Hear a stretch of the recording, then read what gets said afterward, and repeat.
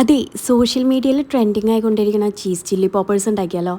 വളരെ എളുപ്പം തയ്യാറാക്കാവുന്ന സംഭവം കേട്ടോ. പിള്ളേർക്കൊക്കെ സ്കൂളിൽ വിട്ട് വരുമ്പോൾ കൊടുക്കാനായിട്ട് അടിപൊളി സ്നാക്ക് തന്നെയാണത്. അപ്പോൾ അതിനായിട്ട് ഞാൻ 3 ബജിമുളക് എടുത്തിട്ടുണ്ട്.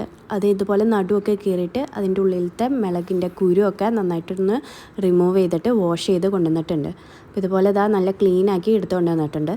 ഇനി നമുക്കിതൊന്ന് അരിഞ്ഞെടുക്കണം. അപ്പോൾ ചോപ്പർ ഉണ്ടെങ്കിൽ അത് വളരെ എളുപ്പമായിരിക്കും അരിയണ കാര്യം. അപ്പോൾ ഞാൻ അതുപോലെ കണ്ടന്നുണ്ടാക്കിയിട്ട് വെട്ടി ഒരു ചോപ്പറിലോട്ട് ഇട്ട് കൊടുത്തിട്ട് ഒരു 2-3 വലി വലിച്ച് സംഭവം നന്നായിട്ട് ചോപ്പ് ചെയ്തെടുക്കാൻ പോവാണ്. ഇനി ഈ ചോപ്പ് ചെയ്ത സംഭവം നമുക്കൊരു ബൗളിലോട്ട് ആഡ് ചെയ്ത് കൊടുക്കാം. ഇനിയിപ്പോൾ ചോപ്പർ ഇല്ലയെന്നുണ്ടെങ്കിൽ ഒരു കട്ടിംഗ് ബോർഡുമേ വെച്ച് നല്ല കുനുകുന അരിഞ്ഞെടുത്താലും മതി കേട്ടോ. അതിനുശേഷം 2 ടേബിൾ സ്പൂണോളം സവാളയും ഒരു 2 ടേബിൾ സ്പൂണോളം മല്ലിയിലയും കൂടി ഇതിലോട്ട് ആഡ് ചെയ്ത് കൊടുത്തിട്ടുണ്ട്. ഇനി വേണ്ടത് ഈ ചീസാണ്, മോസറല്ല ചീസാണ് ആഡ് ചെയ്യുന്നത്. അതൊരു 1/2 കപ്പോളം ചേർത്ത് കൊടുക്കാം. ഇനി വേണ്ടത് ഈ പാസ്ത മിക്സാണ്. പാസ്ത അല്ലെങ്കിൽ പിസ്സയുടെ സീസണിങ് ഏതെങ്കിലും ആയാലും കുഴപ്പമില്ല, അത് ഒരെണ്ണം ചേർത്ത് കൊടുക്കുക. ഇനിയിപ്പോൾ ഇതില്ലാന്നുണ്ടെങ്കിൽ നമുക്ക് കുറച്ച് കുരുമുളക് പൊടി ആഡ് ചെയ്താലും മതി.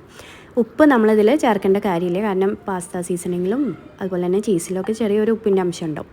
ഇനി ഫസ്റ്റ് ലെയർ കോട്ടിങ് നമ്മൾ കോൺഫ്ലവറാണ് ചെയ്യുന്നത്. കോൺഫ്ലവറിൽ ഒന്ന് കോട്ട് ചെയ്തെടുത്തതിന് ശേഷം മുട്ട നമ്മൾ നന്നായിട്ട് അടിച്ച് വെച്ചിട്ടുണ്ടായി, അതിലും സെക്കൻഡ് ലെയർ ഒന്ന് കോട്ട് ചെയ്യുക. ലാസ്റ്റ് ലെയർ നമ്മൾ ബ്രെഡ് ക്രംസ് ആണ്, അതിലും ഒന്ന് കോട്ട് ചെയ്തതിന് ശേഷം നമുക്കിതുപോലെ എടുത്ത് ഒരു പ്ലേറ്റിലോട്ട് മാറ്റി വയ്ക്കാം. ഇനി ഒരു പാനിൽ എണ്ണ ചൂടാക്കിയതിന് ശേഷം നമുക്കിത് ഓരോ ബോളായിട്ട് ഇങ്ങനെ ഇട്ട് കൊടുത്ത് ഒന്ന് മുരിച്ചെടുക്കാം. അപ്പോൾ ഒരു മീഡിയം ഫ്ലെയിമിലിട്ടിട്ട് ഒരു ബ്രൗൺ ഷെയ്ഡ് ചെറുതായിട്ട് വരുന്ന വരെ നമുക്കിതൊന്ന് മുരിച്ചെടുക്കണം. അപ്പോൾ നമ്മുടെ ബോളുകളൊക്കെ അത്യാവശ്യം കളറുമായിട്ട് വന്നിട്ടുണ്ട്, വെന്തിട്ടുണ്ട്. നമുക്ക് ഇനി ഒരു ടിഷ്യൂ പേപ്പർ ഇട്ടിട്ട് അതിലോട്ട് മാറ്റി വയ്ക്കാം.